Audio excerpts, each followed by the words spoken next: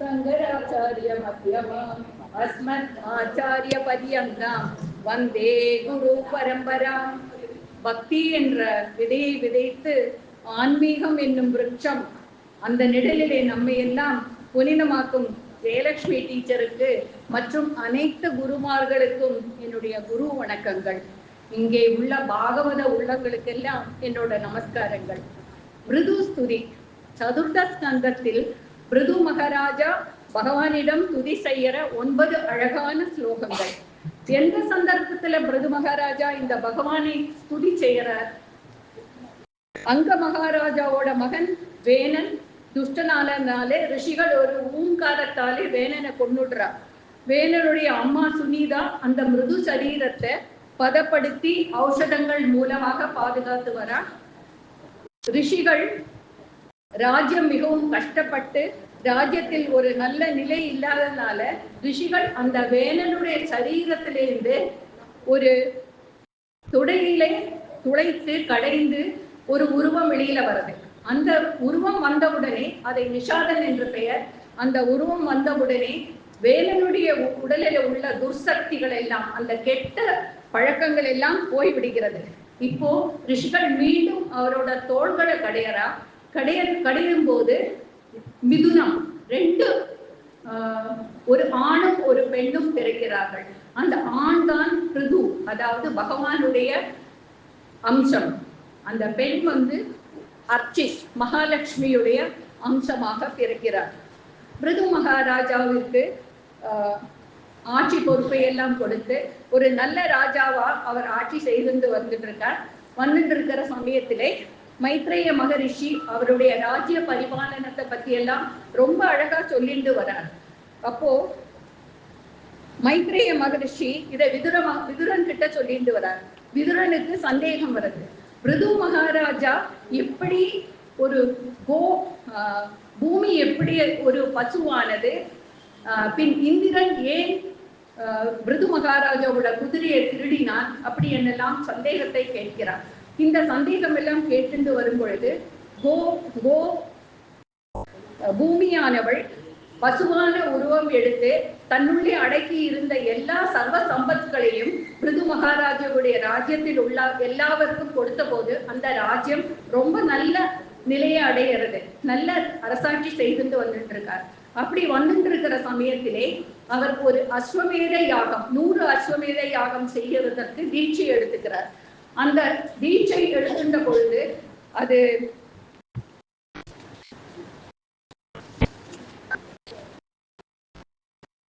பிரம்மாவர்த்தன் என்கிற சுவாயம்பு மனுடைய கஷேத்திரத்திலே சரஸ்வதி நதி ஓடுற இடத்திலே அந்த அஸ்வமேத யாகத்தை அவர் செய்யறதுக்கு இவர் இஷ்டப்படுறார். இந்த மகோத்சவத்தை பார்த்த உடனே இந்திரனுக்கு ரொம்ப பொறாம வருது. 100 அஸ்வமேத யாகம் செய்து சதக்ருது என்று இந்திரனோட பதவியை அடைஞ்ச இந்திரன் மிருதுவை பார்த்து பொறாமப்படுறான். எப்படி இவர் இந்த 100 யாகத்தை முடிச்சுட்டார்னா தன்னுடைய இந்திர பதவி போயிடுமேன்னு அவர் யாகத்திற்கு பங்கம் விளைவிக்கிறார். இந்திரனோட குதிரையை திருடிட்டு போயிடுறார். அத்ரி மகரிஷி இதை பார்த்துட்டு மிருதுவோட பையனை அனுப்பி அந்த குதிரையை மீட்டு கொண்டு வரார். சோ மிருது மகாராஜா கோபம் கொண்டு இந்திரனை வதம் பண்ண கிளம்புறார். ரிஷிகள் எல்லாம் அவரை தடுத்து நிறுத்துறார். நீ இந்த யாகத்தை நிறுத்திவிடு, ஏதோன சதகிருது, அதாவது 950 யாகம் செய்து முடித்த புண்ணியம் உனக்கு போதும், இந்திரனும் பகவானோட அம்சம்தான், நீ அவனோட போட்டி போடண்டாம் என்று சொல்லி ரிஷிகள் அவனை தடுத்து நிறுத்தி விடுறான். அதனால மிருதுவிடம் ஏகோன சதகிருதுவாகவே இருங்கள், யாகத்தை நிறுத்துங்கள் என்று சொல்றான்.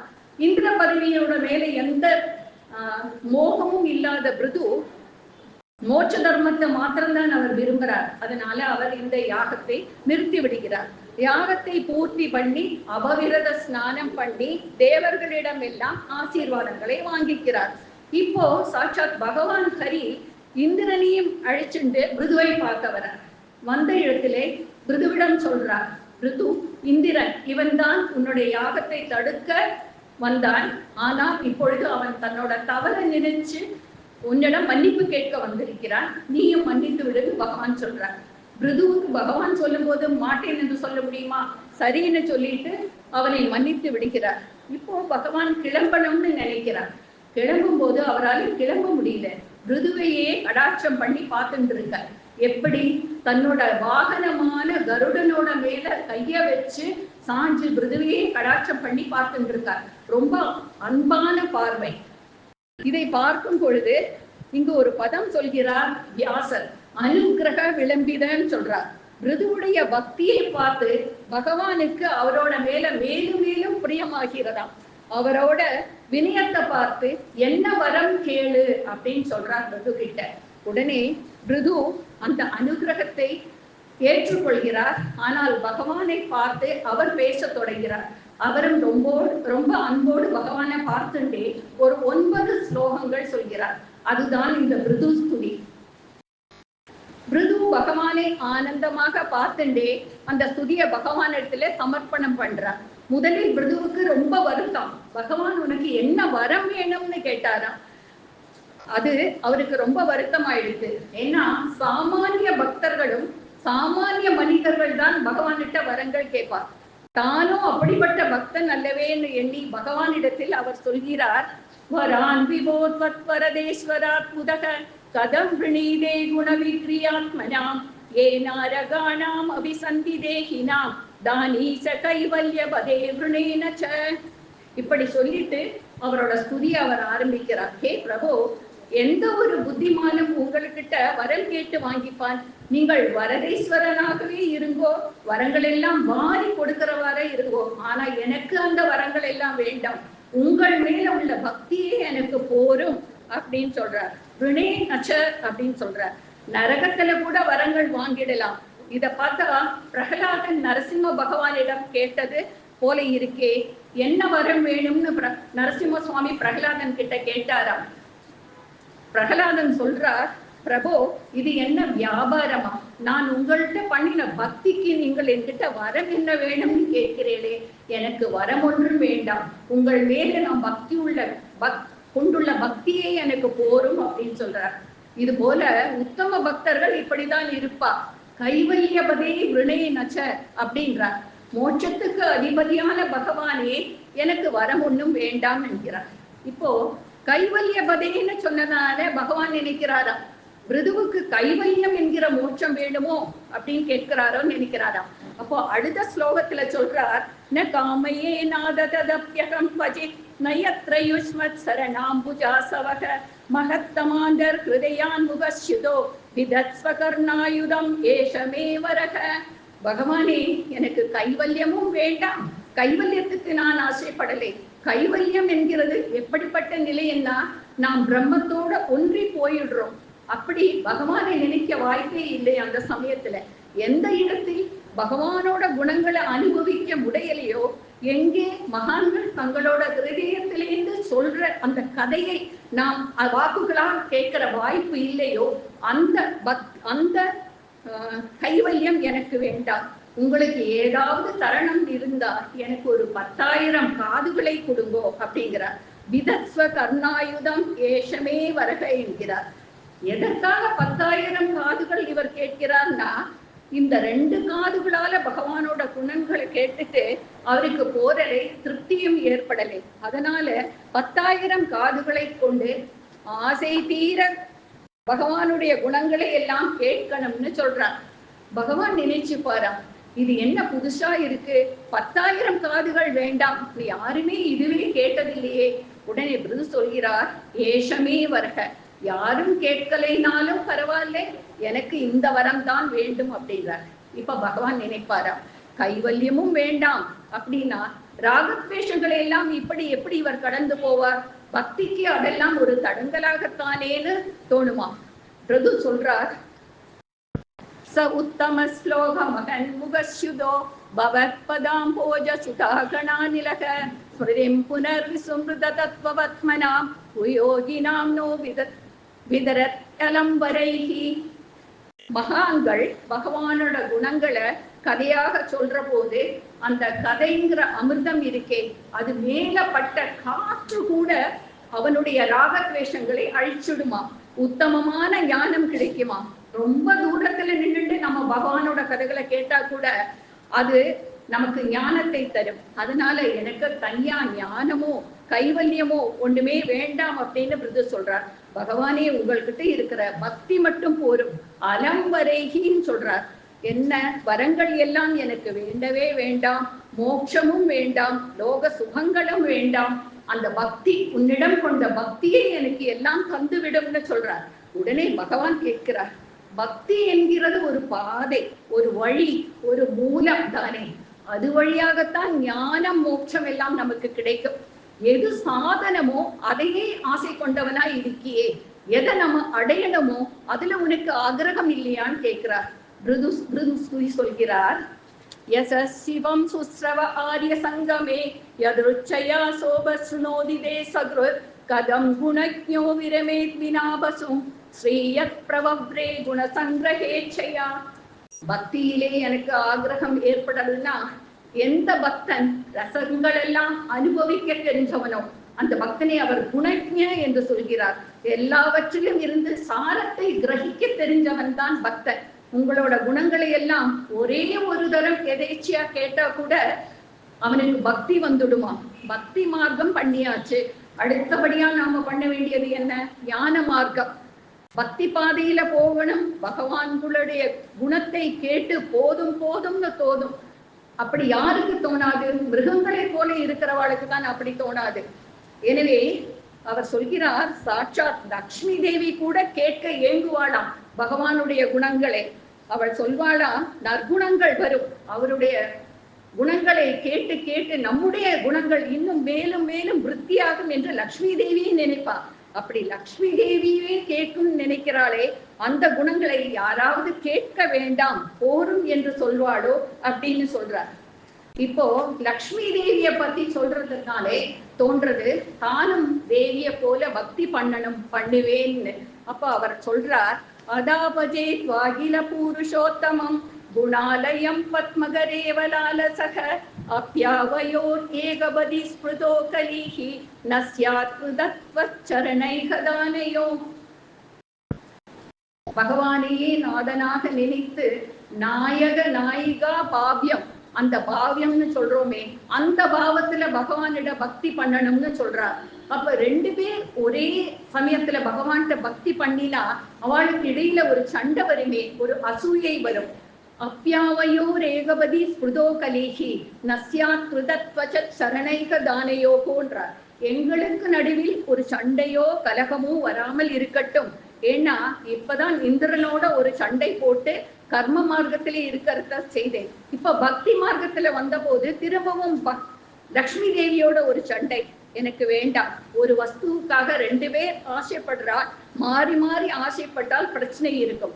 அப்போ இவருக்கு தோன்றது, லக்ஷ்மி தேவி கொஞ்ச நேரம் உங்கள்கிட்ட சேவை பண்ணட்டும், பாக்கியுள்ள சமயத்திலே நான் சேவை பண்ணட்டும். பிறகு அவரே நினைக்கிறார், இது சரியாகாது, சரணைக தானையோகோ, ரெண்டு பேரோட மனசும் உங்களோட சரணாவிந்தத்தை சரணாரவிந்தத்தை எப்போதுமே நினைச்சுண்டு உங்களுக்கு சேவை பண்ண கொஞ்ச நேரம் கூட எங்களால இருக்க முடியாது, அதனால ரெண்டு பேருமே சேர்ந்து சேவை பண்றோம் அப்படின்னா. லோகத்திலே இது அவருக்கு இது இவருக்குன்னு கண்டமாகத்தான் இருக்கும். ஆனா பகவான் இருக்காரே, அவர் அகண்டமானவர்.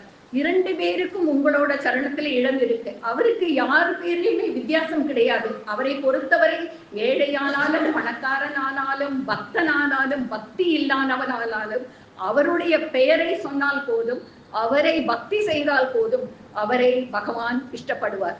ஆனால் அடுத்த ஸ்லோகத்திலே சொல்றார், ஜகஜ்ஜனன்யாம் ஜெகதீச வைசசம் ஸ்யாதேவயத் கர்மணி ந சமீஹிதம் கரோஷி பல்கு அபியருதீன வத்சலக ஸ்வயேவ திஷ்யேதி ரதஸ்ய கிம் தயா.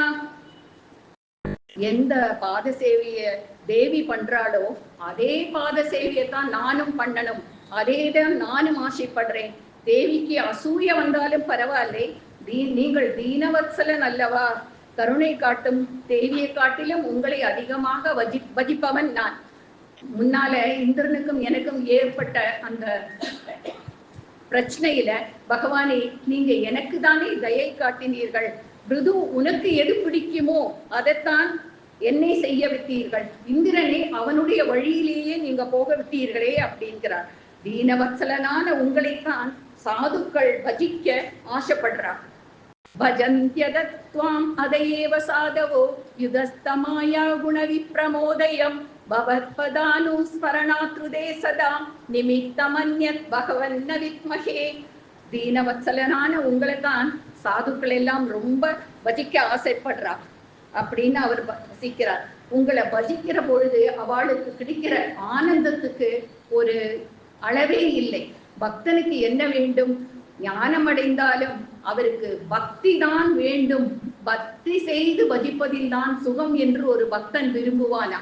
வரம் கேள் என்று நீங்கள் சொல்வது லோகத்தையே மயக்கக்கூடிய ஒரு வார்த்தை.